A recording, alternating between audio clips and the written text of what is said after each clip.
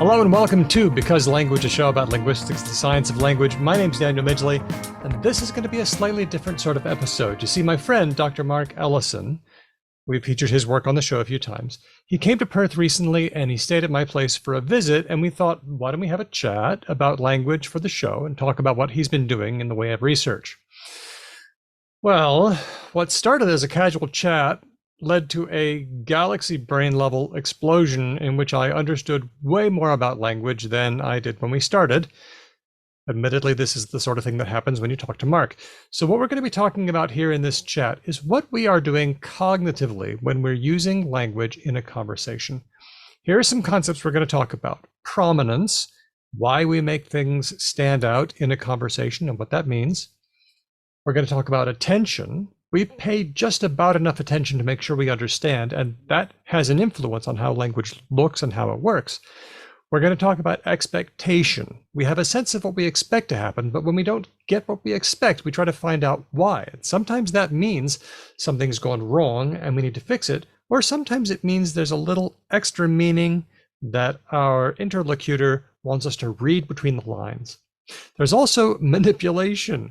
We use things like intonation and pitch and volume and silence to guide the interpretation of our listener, even in ways we're not aware of. And these things help us to understand and remember what the other person is saying.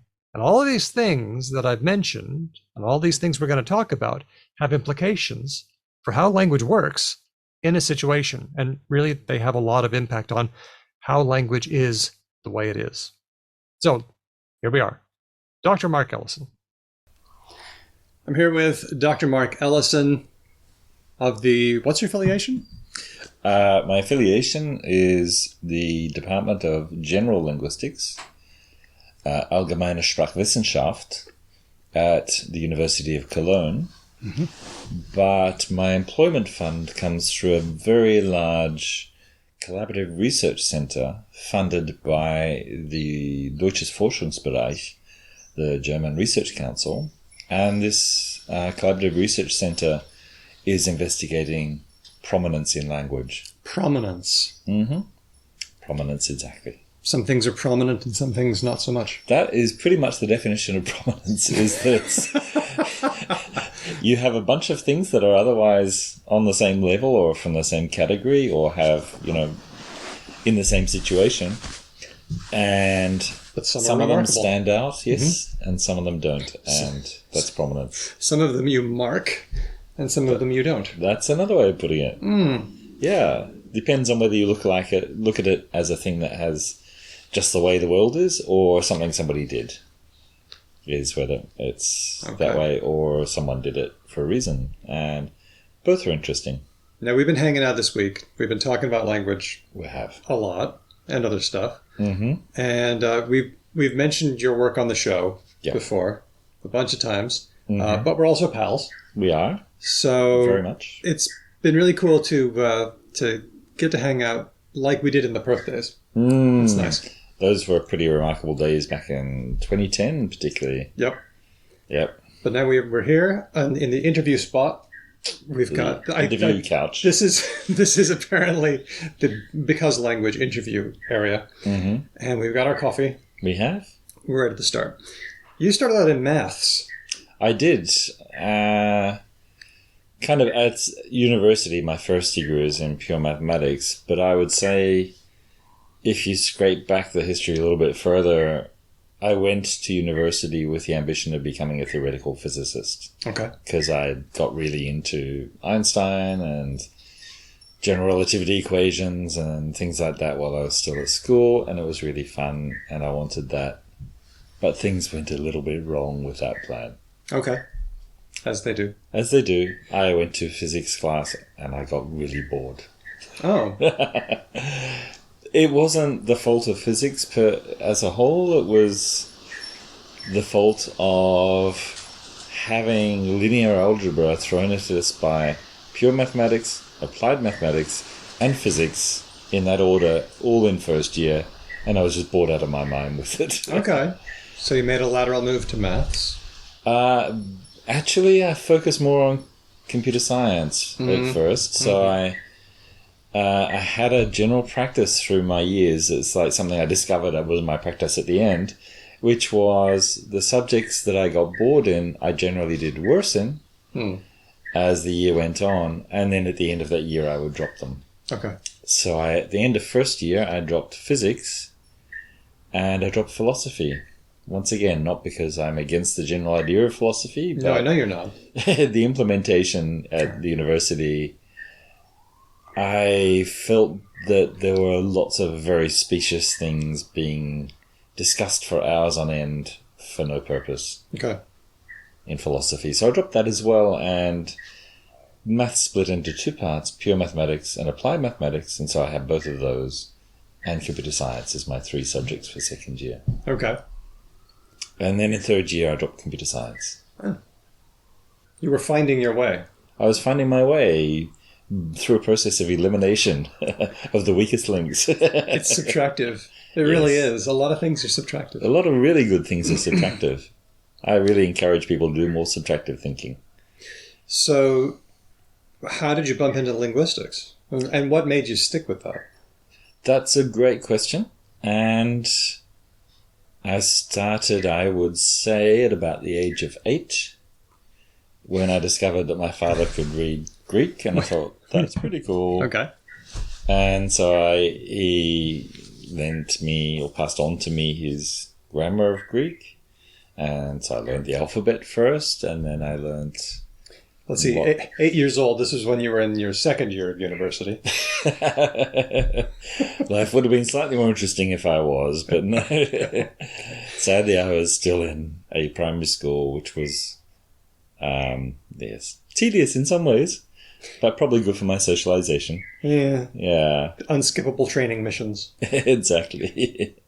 What was it about Greek? Was it just the interest of cultures of antiquity, or that a vibe, an aesthetic that you imagined with Greek?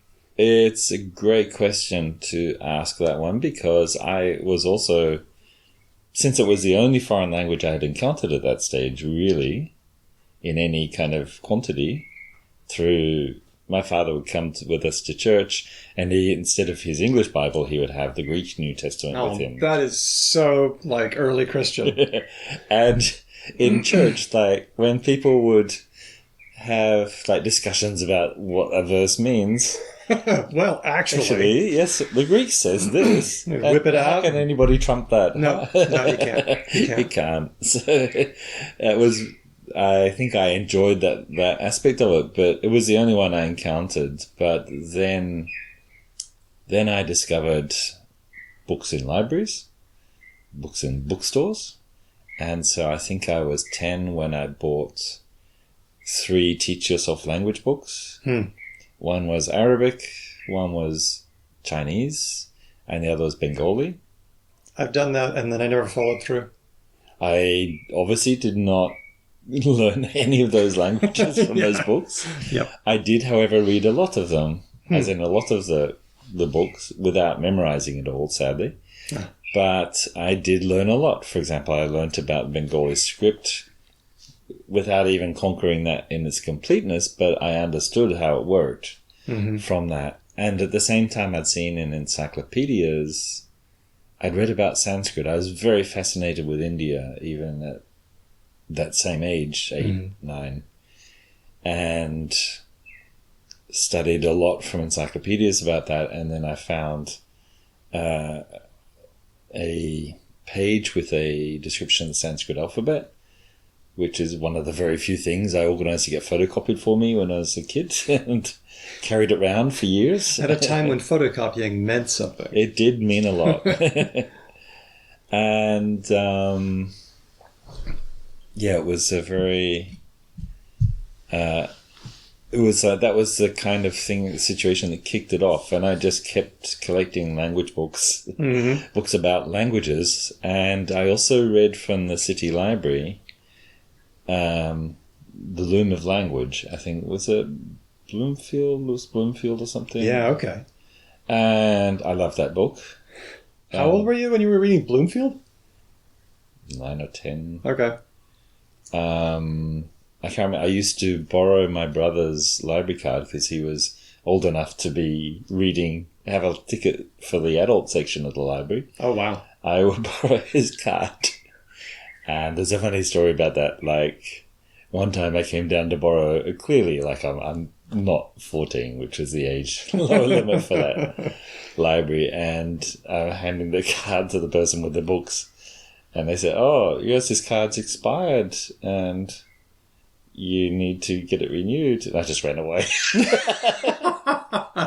Hey, wait a minute. He's trying to check out aspects on the theory of language. That's right.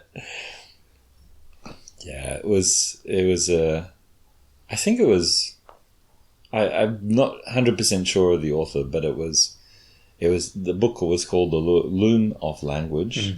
And it was a beautiful book that talked about historical linguistics and Indo-European and the relationships between Indo-European languages and also things about how languages work in the present.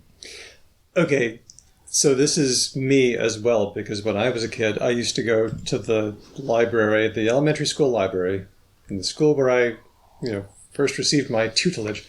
And there I was in the 400 section reading Comfortable Words by Bergen Evans, mm-hmm. who was a personality in the USA, and he had a radio show about language, and it was full of phrases like, why do we say these phrases? So it's just so weird that as young people, we sort of got ourselves, we gravitated toward these things that we would eventually still love. They'll take over our lives. 40 years later. Isn't that funny? It is funny, and it was interesting. People don't change. People don't change. I think there's a lot of stuff we're born with. I mean, I'm into that even more than you are, Daniel, but I think there's a lot of stuff we're born with that sticks with us through our life. Yeah. And for me, this obsession with language just continued. I kept buying, whenever I had money, I would buy another Teach Yourself Language book. Oh, okay. But I had no chance to learn a foreign language. I had 2 years of mediocre French instruction at high school, which had no support. And then after 2 years, the school got rid of the whole thing. Yeah. And there's no languages taught at my school after that. And so there wasn't any chance to do anything linguistic-y until when I went to university. I wasn't focusing on the language side of things in my studies because I had these things I was really into already, like maths and computer science and philosophy and physics.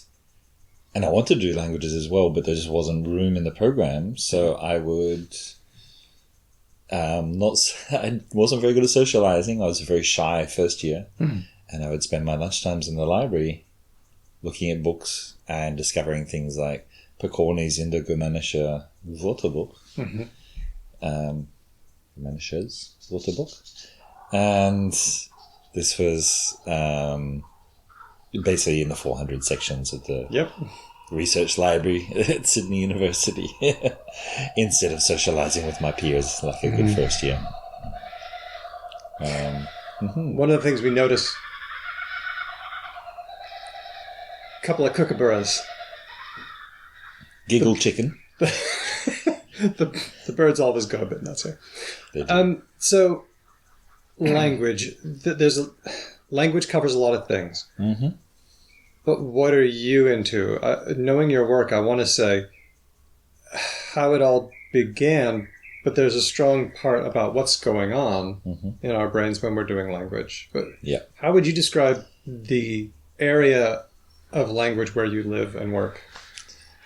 Wow, that's actually not an easy question for me either. Yeah, because I keep getting my horizons broadened. Like I will start being involved with something because of my background in, say, maths or stats can help a project, but I'll find the project really boring. And then once I get into it, I find, this is really interesting and important, and I wish I'd thought about this before. So I would say at the moment, if I have to summarize, that I'm interested in the 4-dimensional structure of language particularly as it's embedded in or relates to cognitive processing. Okay. Yeah. So this means cognitive processing and the origins of language. Yep. One is one way of dealing with that, one boundary in the four-dimensional space of language. Four-dimensional space. Meaning space and time. Okay. Got it. Okay, mostly we're two-dimensional on the surface of the Earth, but hey, some people live in high places, so... and I'm interested in what happens right now when we use language. Okay. So right now we are sitting in a place and we're using language and we're talking to each other. Yeah. And if I had to make a statement about what we're doing, there's a lot of things going on. Mm-hmm. We're both saying stuff, we're communicating, we're getting ideas across. And to do that, we have to put the ideas in our minds into words in a comprehensible way. Yeah. While that's going on, we're listening to each other. Mm-hmm. We're making predictions about what the other person is going to say. Sometimes there are surprises, but we do a pretty good job of it. And over time, more and more information gets added to a kind of pile. Yes. That we both accept as being the case. Yep. And we do it for a certain purpose, which is to have fun or to inform or to put out an episode of Because Language. Exactly. I think we have purposes, and those are really crucial for defining the space of this shared information structure that we build together. And I think one of the kind of insights I think that is important in understanding conversation is this movement away from a model of I'm sending information to you, which is the super simple but a great starting point as a model of communication. But in interactive communication, we need a richer model, which is that there is this shared structure that we build up together. And I can work out, for example, while I'm speaking, given this structure, what do I need to say in order to extend it with the understandings that I want to add to it? Mm-hmm. And part of that is that I can also, given that you have this structure as well, I can see I don't need to say so much about this thing here in order to add the new understanding, because Daniel will be able to predict from what's in the model already a lot of what I would say, and I just need to channel the discussion with a few words in a particular direction, and Daniel's brain will fill in the rest of what I'm going to say. But that's when it becomes complicated doing linguistic communication, because you're not just communicating to me, we're also communicating to an unknown audience who doesn't share our understanding. So on one level, yes, we two of us are making guesses about each other's knowledge and beliefs, desires, intentions, plans and goals. And then, we both kind of know what's on the stack. We both kind of know what's on the pile of stuff. And then when you want to add a pile, you have to say, okay, Daniel doesn't know this. Yeah. Let's add that to the pile onto the common ground. We do. That's exactly how it works. We add to the common ground what can't be predicted. That's what we communicate, what can't be predicted. But in communicating that, we're leading the person to bring in their own predictions about what's happening to fill in gaps. And as you say, we're talking for the audience as well as for each other. So we are going to add a bit more explicitness in that construction because there is a wider variety of backgrounds out there. There's some really fun work that I did with Nick Fay from the University of Western Australia here. Yep. And that work was based on things he had done at the University of Glasgow with Simon Garrod, amongst others. And this was communicating using something like Pictionary. So it's called the Pictionary task. And I would have a list of 16 concepts. And then you had a list of those 16 concepts as well, but in a randomized order. And what I would do is I would start drawing the first concept on my list, and you would have to work out which one it was. And as soon as you worked out which of your 16 items it was, you would say I've got it, or communicate that through a button press or something, and then we move on to the next drawing. But you could also interact in the drawing process. Now, what's interesting and relevant for our situation here is that they did studies where there's two people communicating, just dyads, and they played together with the same 16 concepts, many games, many run-throughs that list of 16 concepts. And over time, you get better and better, so you need to say less and less. Exactly, that's what happens. So the amount you have to draw gets less and less, and the other person says, oh, I know that corner he's just started to draw, that's the corner of a museum, so he's saying museum, or something like that. However, what's really interesting is the comparison between what happens when two people play 42 games of this together versus when in a group of 8 people, everybody plays with each other person in the group 6 games each. So they play 6 games with one person, then they swap partners, 6 games with another person, till everybody in the group has played with everybody in the group. And what we find is that they both reduce the amount that they draw in order to communicate about the same amount. So everybody gets equally concise, but there is a real difference. What's preserved in the shortened drawings is different. And the difference is that if you show a person who's not been involved in the whole drawing process, the little drawings you have at the end, the kind of micro drawings you have at the end, won't make any sense. Won't make any sense, except the ones that the individual pairs did will make less sense than the ones that were created within the group structure. Okay. So those preserve more of the iconic nature of the signs because they've had to deal with new people. It's got to look more like a museum. Exactly. Yeah. Even though it's like still very abstracted away, it's got to look more like a museum. So in the groups, one of the fantastic things people did in terms of finding a great representation of a museum was like half of a bone. Ah. So they draw a stylized end of a bone, and they only get halfway through drawing the whole bone. And person go, I know what that is. And someone, if they look at their list of 16 concepts, not many of which involve bones, even if they've never been participating in that sequence of games, they'll look at that and go, that's probably a museum.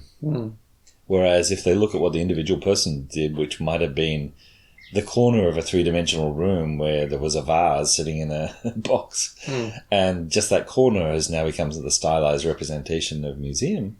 That 3 lines joining at a point, I don't know what that means. Yeah. The consequence of talking to multiple people that you don't know as well. Exactly. There are real consequences for that. And like good consequences in terms of the way language works. And this relates to what we're doing because we have to, though we're doing this dyadic interaction, we have to try and pretend we're in a big group so that our communications are actually able to be more understandable for people who don't have the same level of shared background that we have. You know, it just is fascinating that we're making guesses about each other's knowledge, but I can pretty much guess for you. Yeah. But I'm also having to guess the knowledge of multiple unknown people. Yes. Who are very different from each other. Yeah. And we do this really well. Yeah. And however, one of the things that I think is really relevant to this is how many successful podcasts have either an interview format or discussion format. And that's because in interaction with 2 people, you do a lot better than just one person on their own. Yeah. Yeah. And that's something we also have a Pictionary study about, but we don't have to talk about that now. Okay. That'll be good for later. Yeah. One of the things that happened recently was that I was doing an interview for Adelaide and the ABC, the Australian Broadcasting Corporation, like I do every week. And they wanted to talk about redundant expressions. And they were expecting me to say something like, oh, what about silly expressions like free gift? Why do we say free gift? Why can't we be more efficient? Why can't we just say gift? What about an unexpected surprise? Why do we say that sometimes? Why don't we just say surprise? It's more efficient. Why do we have redundancy in language? And I came to you and I said, do you have a bit that you do on redundancy? And you did. The more I think about it, the more so much of my work relates to redundancy. I was just realizing the paper that we published this year in the International Journal of Primatology. Really excited about that. We talked about that on the show, yeah. Did you? So good. And in this paper, one of the things we talk about is this debate between in the origins of language. Did language start off being something holistic, where like one utterance that you couldn't break down in any way meant a whole bundle of things like run, there's a tiger. Exactly. Yeah. Where there's no separate bit of it that meant tiger, no separate bit meant run, no separate bit meant danger, no separate bit meant look up, get ready to do something dramatic. They're all just one lump. Yep. Yeah. The alternative view is the view that there were all these separate pieces. There was like tiger piece, and you wouldn't know what reaction was wanted, like cute little tiger cub playing in the distance, or look, I'm pretending to be a tiger. Exactly. Yeah. Could be any of those things. And the idea was that you had these isolated meanings, and we learned to put them together. With a holistic view, the idea was we had these complex meanings, and then gradually some of them accidentally had bits in common that we then reanalyzed as being part of us, like having an identifiable separate meaning. We suggest a third alternative, which relates to something that we find present in all languages these days, which is selectional restrictions. Selectional restrictions. Yeah. So let me give you an example. So if we talk about arriving somewhere, then we tend to think that the thing that's doing the arriving is a physical object, an object with physical location Sure. properties. Yeah. And the destination, the at component of the arriving, that also has some properties like being a physical location. I arrived at the house. Exactly. You don't think, for example, that the at argument is going to be an emotional state, for example, Okay. or an abstract concept like addition. However, we can use these things metaphorically, but that's not the point yet. We'll get to that. We can talk about that later. But the point now is that when we say arrive, we have this kind of focus meaning of like transitioning from one place to another and arriving at that place. Yeah. However, there is these extra restrictions it's putting on what type of thing can be involved in the process and the context in which that happens. And it's like the word kind of spills over, the meaning of the word spills over to the things that are around it when you make up sentences. The subject of who's doing the arriving and the destination at argument about where the arriving its destination, properties of those are forced on it by this word arrive. They lock in together. Exactly, that's a great image. They all have to fit together. Otherwise, other things, weird things happen. We can talk about those, but that's the key thing here is all the pieces interlock because they're overlapping. Our sense of words overlaps. And that's where redundancy comes in. That's a wonderful example of redundancy because it's when I say arrived at the hotel, for example, arrive says my argument for destination has to be a physical location. One of the properties of hotels is they are physical locations. Yeah. So there's redundancy there. And if you say Daniel arrived at the hotel, Daniel works, there are things that Daniel fits in to arrive because Daniel is an agentive being who is human and has human ideas. And is able to have a different changing location in space. Yep. Exactly. And that overlap in the senses and the meanings is without that we get in a horrible jumble. We try and rescue ourselves. We do our best to make sense when things are mismatching. But sometimes we can just completely fail, which can be used for comedy purposes and so on. If we can kind of make sense of it, even though it's a fail, then we call those metaphors. Yeah. Yeah. Okay. So redundancy is not a bad thing. in language. For example, we think that redundancy was key to getting language going. Mm. We think that redundancy, that ability to have things interlock and then have things mismatch a little bit, led to an explosion in the kind of meanings we could create through metaphor. Okay. For example, when I say Daniel arrived at a conclusion. Yep. That's a bit of a mismatch, a little tiny bit. It is a mismatch, but we get this feeling, it makes sense because it's a process. And then at the end of it, there's a kind of you're somewhere where you weren't before. It's like that you have this sense of there's a completion of a process. And don't forget that the word arrive itself is the result of a mismatch, of a language change, because when the word was first coined, it had to be a river.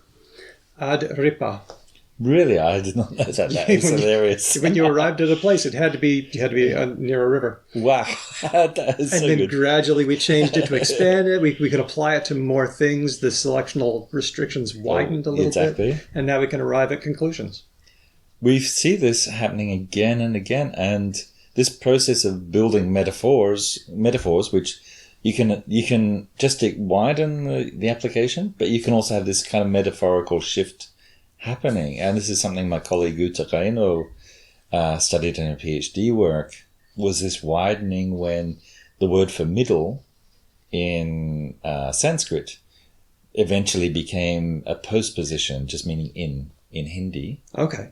So you would take a part of the word middle and you'd stick it after another word. You take the whole of the word middle, and you combine it with the noun as like the possessor, the middle of the river, for example, if we're talking about a river. And then now in Hindi, that the descendant of that word, madhya in Sanskrit, has become me in Hindi. And if you put me with a noun like river, it just means in the river. Wow. And there's an interesting shift there that's really, really important for the way language is developed. And we see this as like where if you can kick off language by having these messy, overlapping semantic units that you put together and they have to match up, what happens is when you start to break things a little bit, making metaphors, we've found that there's a requirement that both bits of the metaphor, both of the bits that cause the break, have to be present, have to be said explicitly, even in languages where you can leave out anything. We talked about this with your paper. You could say, I started walking across the road, but I stopped in the middle. Yeah. I don't have to say in the middle of the road. Exactly. But if I would describe myself as a middle of the road kind of guy, if I take that and expand it metaphorically, I can't just say, I'm a bit of a middle. I'm a middle kind of guy. I'm a middle kind of... No, you have to say I'm a middle of the road kind of guy. So your work found that when it's more literal, you can start omitting things. But when you pick those expressions up and use them metaphorically, you can't omit so much. You have to be more specific. And we would say it slightly differently because you use this kind of more, middle, more, you have to say it more explicitly. As far as we know, it's a categorical thing. There's so few things in language that so many things we thought were categorical and they're not. And this thing just seems to be categorical. You mean like there are things that are literal and then there are things that are metaphorical? We think that one is harder, but okay. what we would say is there seem to be things that are literal. When things are literal, people can leave out lots of stuff. Yep. Yeah. When things are metaphorical, you absolutely can't. It's not like some things are more metaphorical and so you can. There's a grey area. We haven't found a grey area yet. So Daniel walked all day and then he arrived. That's fine. Yeah. But if I say, tell me your conclusions and how you arrived... You can't. You can't. You can't. You have to say how you arrived at them. And it doesn't matter how normally we say or expect that if you can have a zero argument, all you need to use it is you need to have the thing highly primed, which is technical speak for you need to have already talked about that destination recently. And we can have it as close as you like you just did in the same sentence. You had the destination named, but you still have to say at them. And even something like have to, I'm doing this because I have to, right? Have to is kind of vacuous. It's omitting things, but I can't say I'm doing this because I have. Even something minimal like to. Yeah. That is so seemingly vacuous. It's like the beginning. It's not even a full infinitive. It's like an infinitive minus its verb. You still have to do that if if you're not literally having it. If you're saying it's a kind of obligation. Exactly, and I think this. I'm not exactly sure the historical processes for this construction. Oh, I am. Are you? Yeah. So you start out by saying I have. So this is one path that probably is the most likely candidate. You say I have a box. Or no, I have a letter. Yeah. Here it is. It's in my hands. I possess it. Yeah. Then you say, I have a letter to write. Yeah. Now it's in the future a little bit. Yeah. Then it swaps. I have to write a letter. Mm-hmm. And then finally you can drop the letter entirely and say, I have to write. Yes, that makes sense. So that's the path that I've seen proposed for that. That makes sense because, for example, in German, you still see a lot more of the I have a letter to write construction. Oh, interesting. Ich habe einen Brief zu schreiben. With the German propensity for verb last. Yes. Yes. Exactly. Okay. Yeah. So language starts out kind of literal and moves to metaphorical. We would say that it actually jumps to metaphorical. Okay. Because remember this idea that words have these kind of extra requirements they put around them about other words that they go with. Mm-hmm. As soon as you have those requirements, you can break them. Mm-hmm. And when you break them just a little bit, that kind of forces you to, like, if they didn't break them, it's easy to understand. It's like really straightforward. Like, I'm arriving at a Daniel's house. Mm-hmm. Okay. If I break them a little bit, but still can make sense of it, I'm arriving at a conclusion, then it's pushing us to think about arriving differently in this context. And you can do that as soon as you have these selectional restrictions, like this fuzzy boundaries of words, which is actually, we think, the natural. Why would words have clear, sharp semantic boundaries? It's unlikely. It seems really unlikely to us. And then the next part of that is because people started using language metaphorically and had to include certain things, then you start getting regular patterns where things have to be said and in the same way. And so now people are building up verbal habits. Exactly. And that builds up into grammar. What else about prominence have you noticed? Because you've done work recently. Lots of different kinds of prominence. Okay.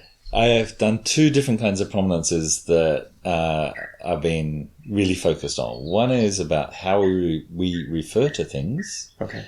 Do we use pronouns or names, definite descriptions like the black cat, or do we use Felix, or do we use it, or he, or she, depending.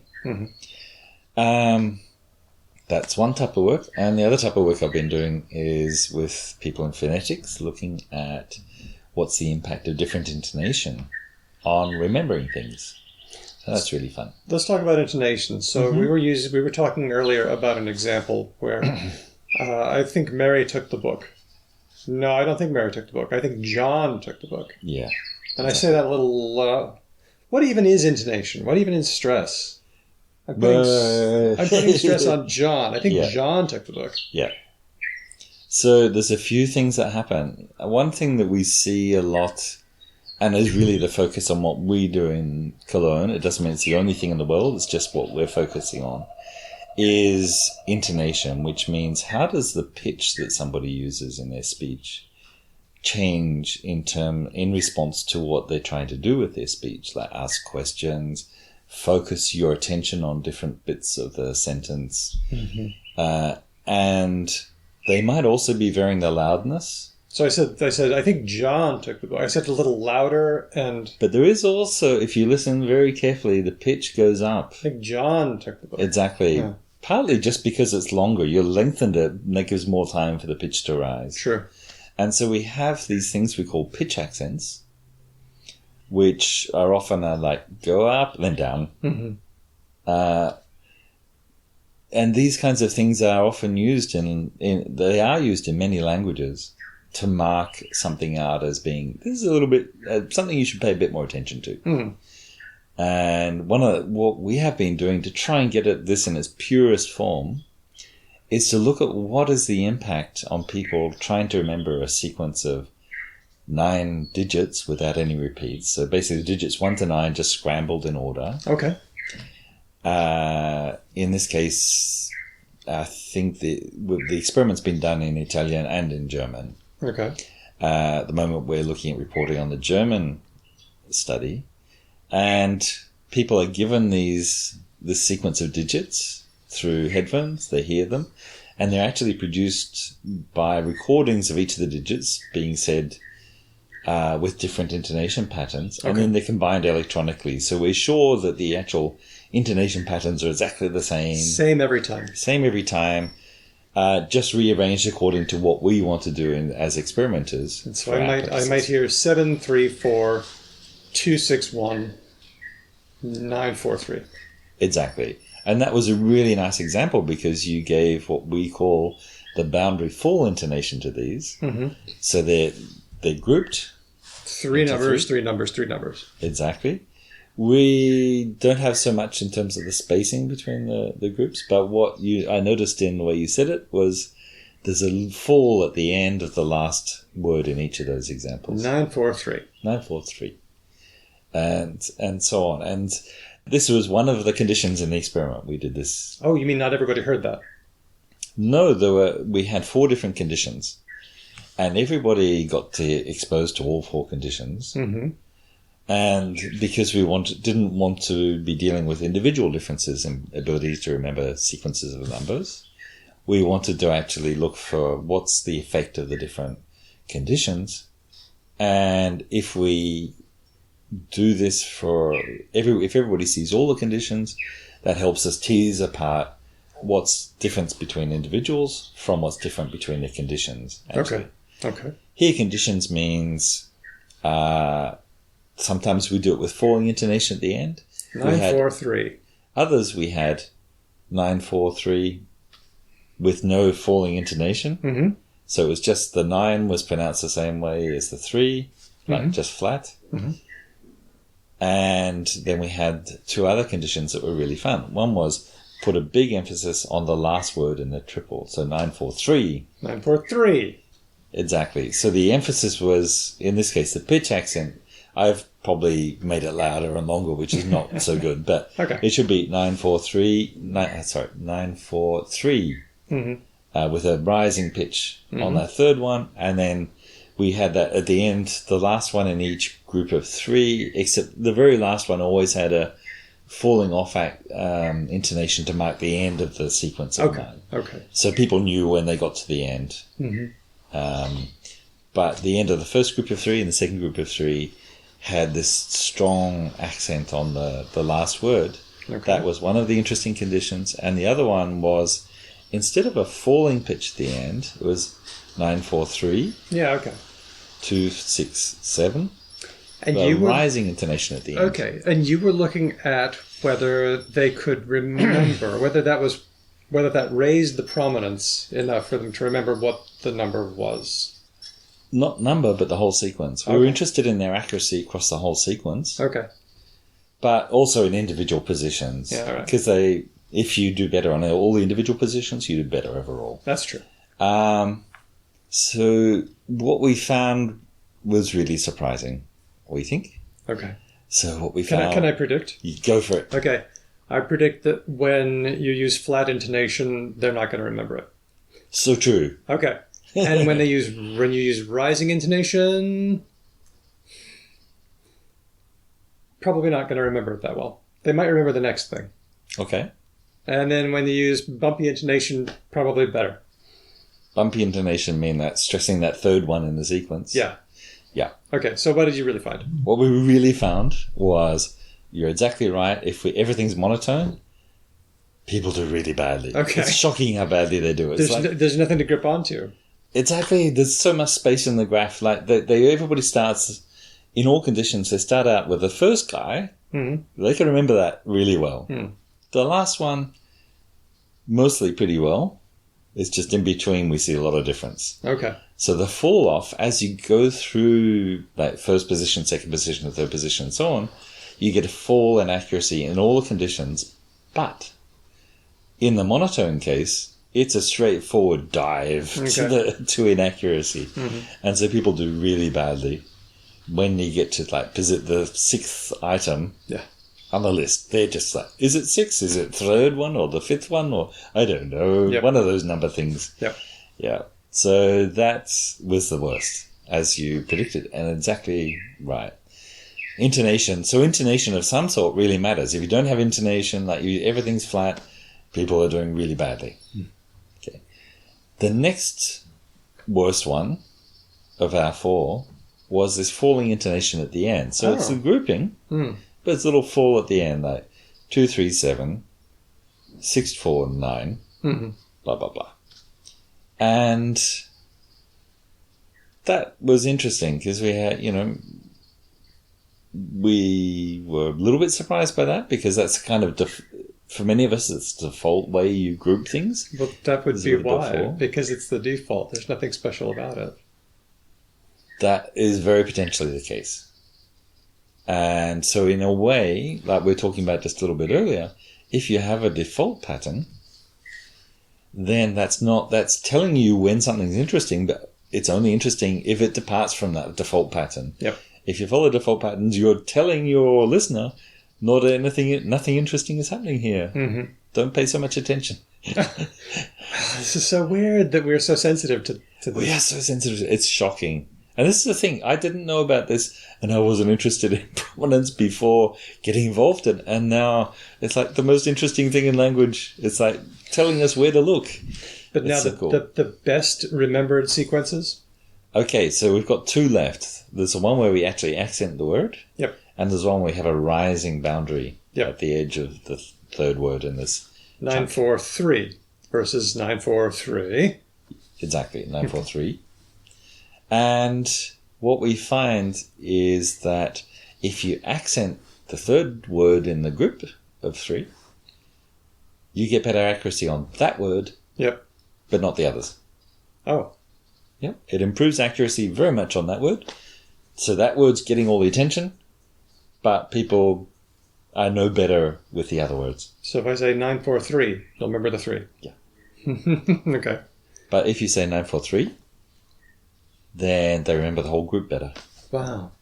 Which completely shocked us. The first time we did this sort of experiment, my colleagues, I came onto the project a little bit later, but my colleagues were a bit surprised. Well, but we do that, don't we? We say, you guys, I am so stressed out. I've got to write an email. I've got to wash the dishes. I've got to hang out those clothes. We do these things. We know all the tricks. Yeah. Psychologists and researchers like myself, we're finding the tricks little bit by little bit, but humans use this all the time. Wow. And it actually helps us to remember things better.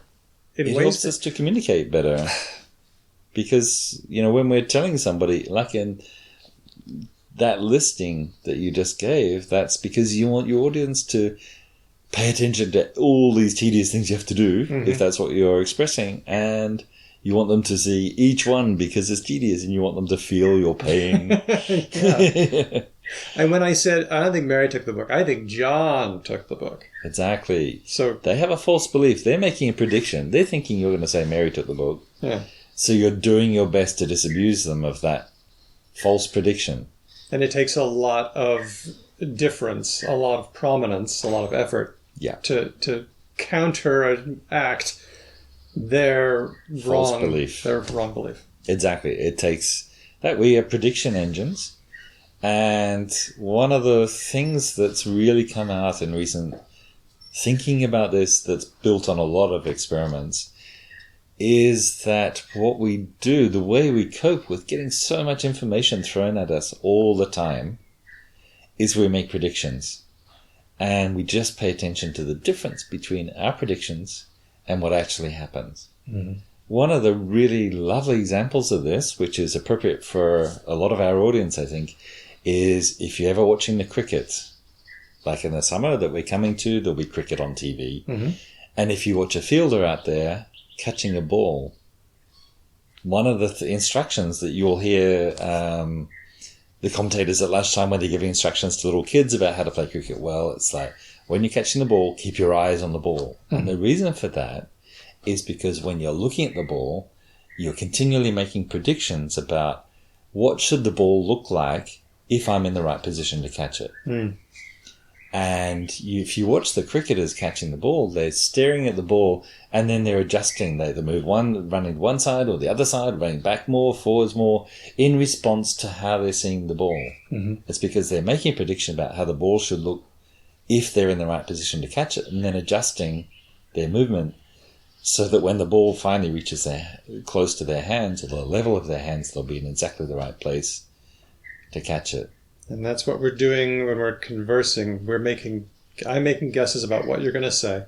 And if I get things that I expect, then I don't pay that much more attention. Everything's fine. I can minimize the amount of effort. Exactly. But then I get something I don't expect. Like you say something extra loud, or you say a different word that has weird selectional restrictions that doesn't fit in with another word that you said before. It attracts attention. And then I've got to figure out what you meant by that. Yeah. So like a little earlier, I said something that wasn't right, and you had a model of what I knew and what I was going to say.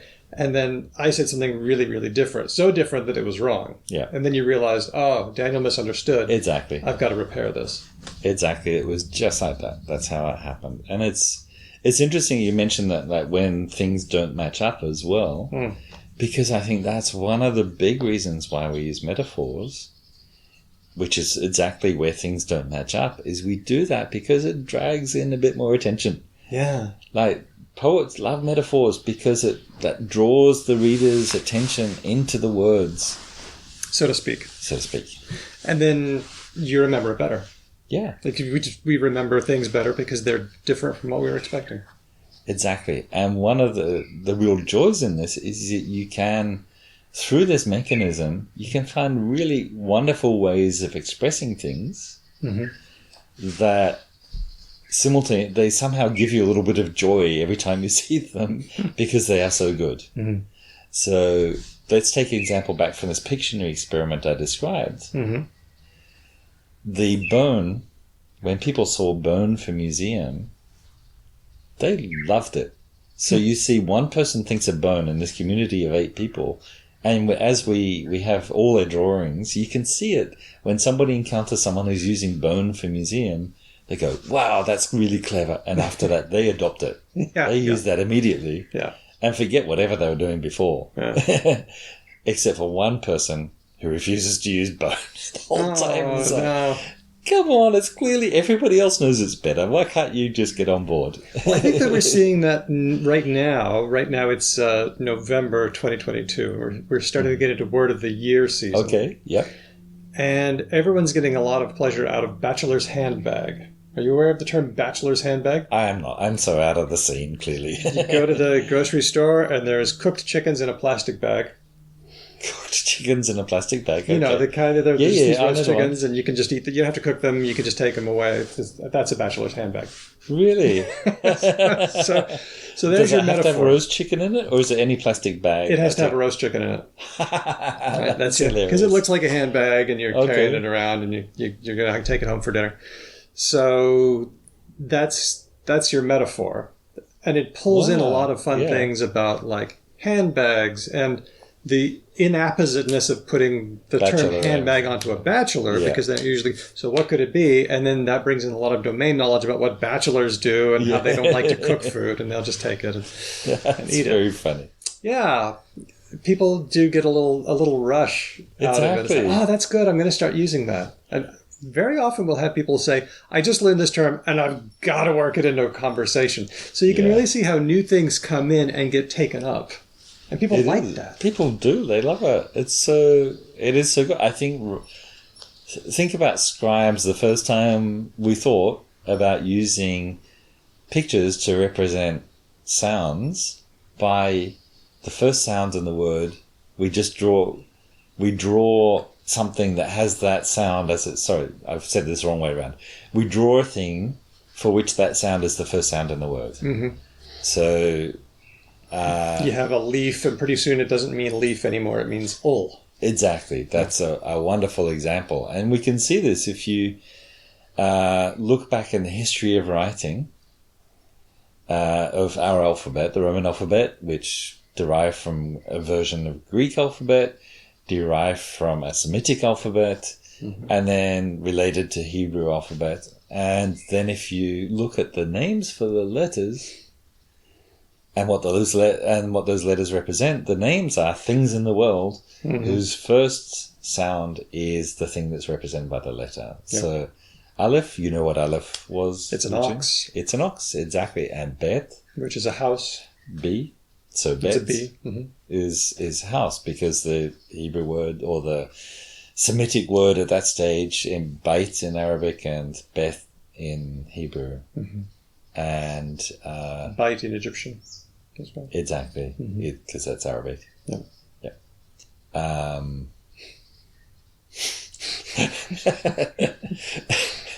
And so this is where our alphabet started, was using basically part of the sound of a word, then representing it with the picture for that word, corresponding to that word, something really physical that you could draw easily, and then using that to represent that sound. And it's not just a one-off thing. It's like this happened for Semitic, but we also see the thing in Egyptian hieroglyphics that come to mean single sounds out of complex, really pictorial pictures that not very stylized, but not abstracted. Like you can still recognize the eye as an eye. Yeah. It's like the sandal strap, which was something like Ankh.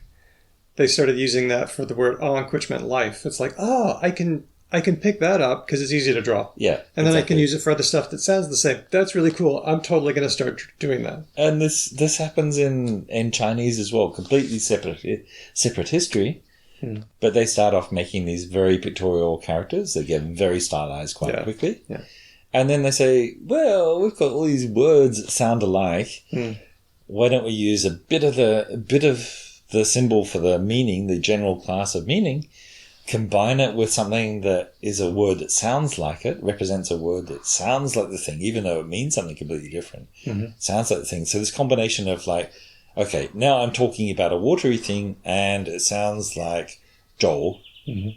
And you put those two together and it tells you whatever a watery thing that sounds like Joel is. I don't know Mandarin enough. I should have got an actual example, but let's say it could be river, for example, or something like that. But the idea is you get this combination of something that tells you roughly the meaning area that you're in, plus something that tells you about the sound from words that just coincidentally sound the same. And those two things combine to give us the modern general class of Chinese characters. And so people take shortcuts, just like the Pictionary game. It is really clever, like the Pictionary game. So now we're ready to give a more full picture of what we're doing right now. We are making... We have a pile of stuff. We're trying to add to it. Yeah. But while we're doing that, we are making predictions. So as I said before, we're making predictions about what the other person is going to say. We're making guesses about each other's knowledge, beliefs, desires, intentions, plans, and goals. Yeah. But we're also, word by word, making predictions about what word is going to come next. We are. This is, by the way, independent of the idea that we launch into sentences without planning them fully. We don't know what we're going to say. I don't know how this sentence is going to end, but I just have a general idea, and I'm going like 3 or 5 words in advance. But you're listening to me like 3 or 5 words in advance, making predictions about what I'm going to say. If that doesn't seem to match, there's got to be a reason why either I've misunderstood or I'm trying to highlight your attention. I'm trying to control your attentional focus onto something. Yeah. Because I think it's important, or it's going to defeat a wrong reading that you're currently having, or something. Exactly, or something. But those two are the main ones. Like definitely defeating... It could be defeating a wrong belief you actually hold, or else helping you avoid a misdirection, like helping you avoid going down the wrong path in interpretation. And all of this helps make conversation more efficient because, frankly, there's a lot going on. There is so much going on. And we also need to have our attention focused. Our attentional brains, our conscious minds, have a very low throughput. They can't cope with so much. No. Not for too long, anyway. Not for too long. So actually, I just discovered, I think, was it yesterday I mentioned this to you about 7 plus or minus 2? Oh, yes. George Miller's observation that we can only hold like 5 or 7 or 9 things in our conscious attention. Exactly. And by which he meant kind of our short-term operational memory. Mm-hmm. But I think it's also a good way to say is our conscious, in-the-moment attention. Mm. He said, like, you break down 9 things, but you might also break down at 5. Just depends on the things, the circumstances. I mean, this original observation has been modified in many ways by psychologists looking at different aspects of cognition, but it still roughly holds true. We can pay attention to not many things at once. And I'm constantly becoming aware of the ways in which these attentional shortcomings that we have, or these deficits in working memory, really shape how language is. Mm-hmm. You know, you're going to keep dependencies close together, like you'll have red Absolutely. House or house red, but you're not going to have house, entire phrase, red at the end of it. This is something that one of my favorite observations about English, which I would argue, if I ever to dip my toe into syntax in English, I would have a very functional theory of syntax that would say a lot of English word order is motivated by one principle, which is keeping related words, like words that have related meanings, like selectional restrictions, keeping those close to each other. Yep. So we see this in something called dative NP shift. Okay, hang on. John gave the pen to Mary, that's dative. John gave Mary the pen. Exactly. Okay. So the pattern in English quite strongly is the one you put closest to the verb should be a short one. Oh. Yeah. Because think about this, if you want to have words or phrases as close to each other as possible if they're related. Yep. The problem is your verb is related both to the direct object, the thing that's being given, the pen, and to the indirect object, the recipient, the one who's getting the pen. Mm-hmm. They're both related to the verb. Just in different ways.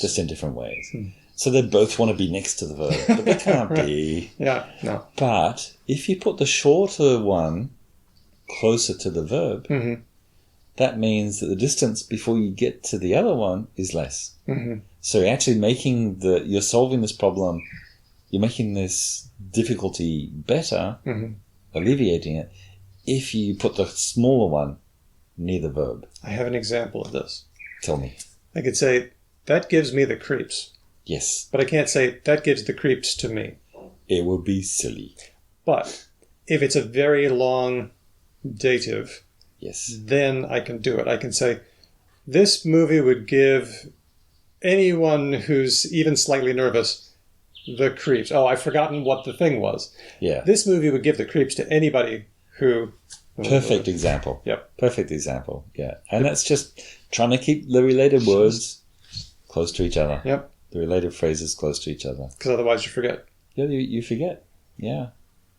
And this, I think, we think of this is kind of dragged out as like an oddity in English, but actually I think it's a fundamental principle that organizes so much. For example, English is a subject-verb-object language. Mm-hmm. If you have a subject and an object, not two objects, but just one object, and a subject, then the verb is related to both of those. It's like the thing that relates those two together. Oh. Then the way you get things closest to their related words is by putting them in subject, verb, object order. You could have object, verb, subject as well, but that's the only two options. Yeah. Yeah. There's other reasons why the subject goes first. But we've done a whole show on that. I would be surprised if you hadn't. Is that because subjects are usually here or old? Exactly. Yep. So they're a way of easing yourself into new information. So we say, the sun arose on the city, so now the city is a known entity. The city was beginning to stir. Mm-hmm. I put that first because now it's known. I go from old to new. Exactly. And that's many ways in which that is a really good cognitive approach to. Because one of the things that your listener is dealing with is, are you going to start a new sentence? What thing could you talk about? At the start of a new sentence, there's a lot of unknowns. Mm-hmm. If you start with old information, you reduce the strain on the listener's processing. Yep. And then you can gradually introduce the newer stuff through stepping stones of relationships. There was once a man, and his name was John. Exactly. John, now he's known. John got up this morning and petted his dog. The dog had been asleep for hours, but now... Mm-hmm. Yeah. I think there's many situations where we actually have ritualized starts, for example, to discourses of particular kinds, or like fairy tales have a standard opening in English. Yeah, once upon a time. And this reduces its... Cognitive overload. Exactly, at the start. Anything could happen at the start of a story. Think about the first lines of novels, and there are so many first lines you can have in a novel, or first words. You just dropped in. And when people do a great job, we get really impressed and we remember those. Like, it was the best of times, it was the worst of times. Mother died today. Exactly. Call me Ishmael. There's so many, times people have done it well, but there's also a lot of boring times where it was just confusing and we just not memorable. Yeah. But if you have a set phrase, you get past that trouble. And if it's a really known set phrase, like, it was a dark and stormy night. Yeah. Now you're not just doing something that's known, you're actually tying it into a body that helps people know what to expect. That's so true. Oh, I'm getting the picture that a lot of conversation is just the managing of expectation. A lot of it is. That's, I think, a lot of the work we do. And there's really good reasons for this. That I'm not sure I know all the reasons, but let me tell you about one that I've been thinking about a lot recently. Okay. Yeah. If you are trying to communicate efficiently with someone, then we think, okay, we don't need redundancy. We should, our intuitive idea is that we should eliminate redundancy to speak efficiently. Many people feel this way. With someone. And that is really perfectly fine, so long as your communications channel is absolutely perfect. Yeah. Yeah. And that also, the other requirement is that the space of things that could be talked about is well known. I already have to know everything you know, and we have to have no problems with our communication channel. Exactly. Yeah. Those are the two requirements. Yeah? Efficiency is fine as long as you already know what they're going to say. Yeah. And then you can be perfectly efficient, and we have ways of organizing for exactly that circumstance. Yeah. So, for example, when think about coordinates for maps, where we minimize redundancy, so it's like you're on page 34 of your street directory and A7 if you remember street directories, or these GPS coordinates if you're just someone is cruel enough to give you their home address by GPS coordinates. Do they actually want to see you? I'm not sure. Go here. But they are perfectly, non-redundant representations of that information. But we don't think that way. We generally don't think that way. We don't think that way. We don't communicate that way. Well, we don't communicate that way for really good reason. And that is partly because we don't think that way. So we have someone who's interpreting those things is very likely to make a mistake because we don't process very well that sort of information. So it's where we can process that in a kind of very formalized way, then we can use these efficient codes. Mm-hmm. And we have lots of experiments where we look at in psych, where we look at how people shift towards using efficient codes away from using more redundant codes as they become more, skilled at the interpretation, and they can do things more efficiently. Like we talked about earlier with the Pictionary task. Yeah. They get more and more efficient in their representations. You're working together on the same project. You're approaching each other's... You're approaching the same pile of knowledge in the same way. Exactly. And so this is the situation. And you usually, for those situations, we try and construct perfect communication channels for them. But as I said, that communication is very noisy, particularly if the person you're talking to is not paying very close attention, which is the normal state of affairs in communication. The same thing could happen if our brains were somehow better and we had more attentional focus. Exactly. So if we have a better working memory. So think about it this way: if I emphasize my words and speak very clearly, then I do not need to say so many words. I can say one word to name a thing and be more confident that you have heard me. But it's annoying to talk like that. And it's annoying to hear that.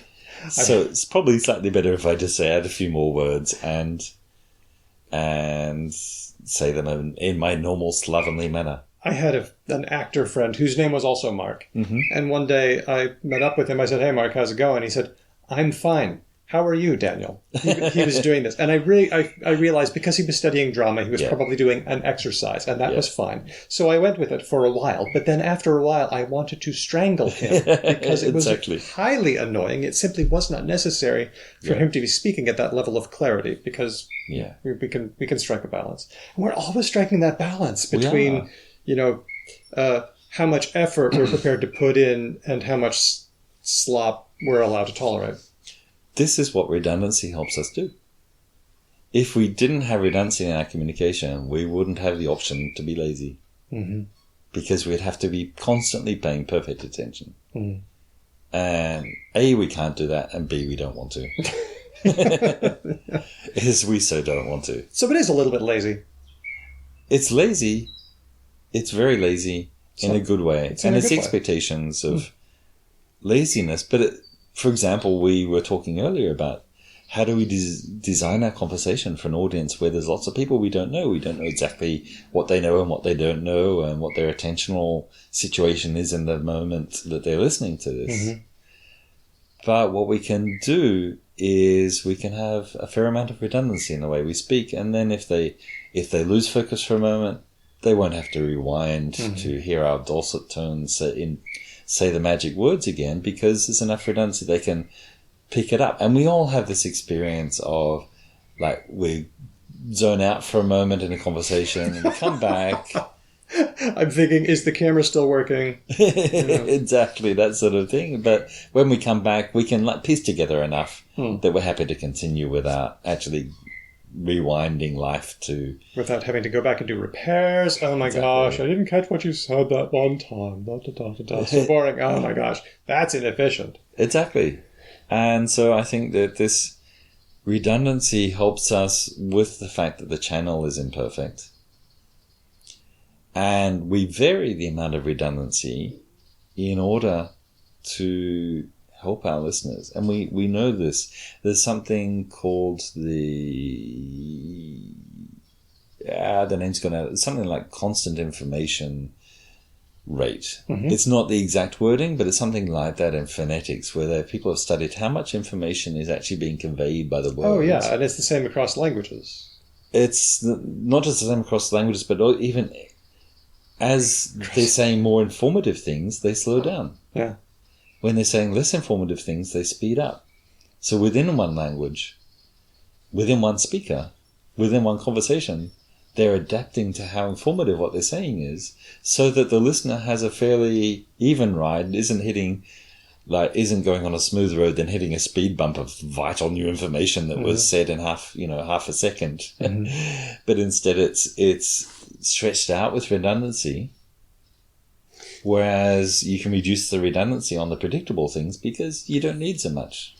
We just said that we're a little bit lazy and a little bit unfocused sometimes. But when we talk about it like this, we realize, no, our brains are just churning through data and arranging things optimally under the surface when we're not even aware. It's like, doing a lot of work. How is it that I'm able to parcel out the information that I'm giving in a mostly constant rate even when the topic gets more difficult or the purpose of the conversation is different.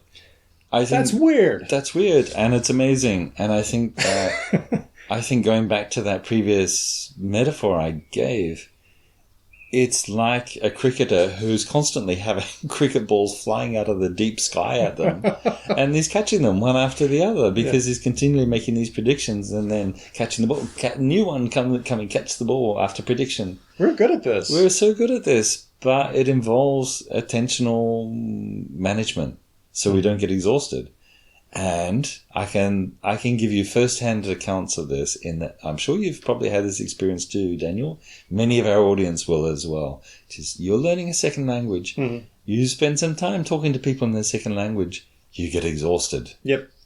You absolutely do, because you can't afford to be as lazy because you can't make predictions. You can't make predictions. You don't know the transition probabilities from word to word. Exactly, and from meaning to meaning, and sentence to sentence. And you don't know the phrase. selectional restrictions. Like, you weren't able to take advantage of all the redundancy that was in there because you were unaware of what it even was. Exactly. It takes when we learn words, they just give us the core meaning of the word, and they don't, as you said, don't tell you about the selectional restrictions. You don't learn that as part of the package, while the native speakers do. They have enough experience to have learned that, and then they can use that to help them make predictions. And you're only going to acquire it unconsciously through experience. It's so annoying. It's so annoying. But this relates to actually one thing that a friend of mine who's had a stroke this year and is clawing back his language facility again. Yeah. Fortunately, he's able to communicate well, but it's slow.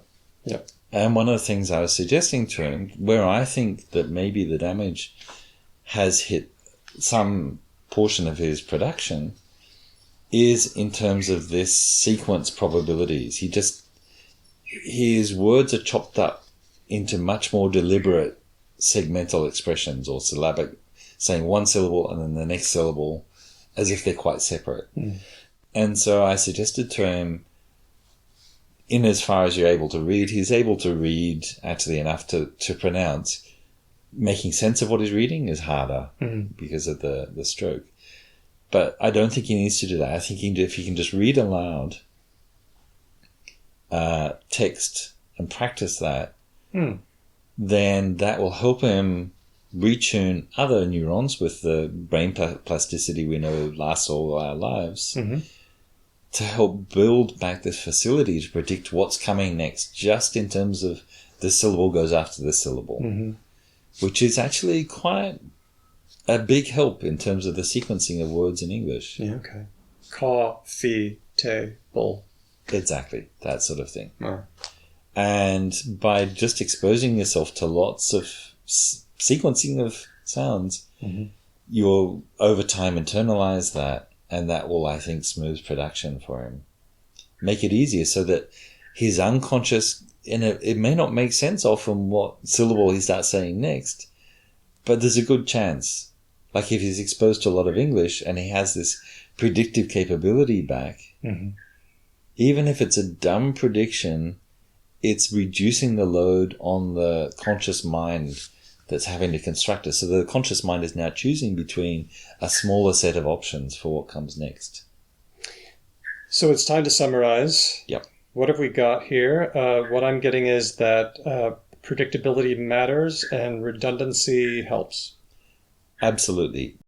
We're making predictions and we're smoothing out the way for our listener whenever we can. Mm-hmm. Exactly. But language also looks the way it does because of attentional lapses that we make, the amount of attentional effort we're willing to expend, and also just working memory limitations. Yeah, those influence the way language looks.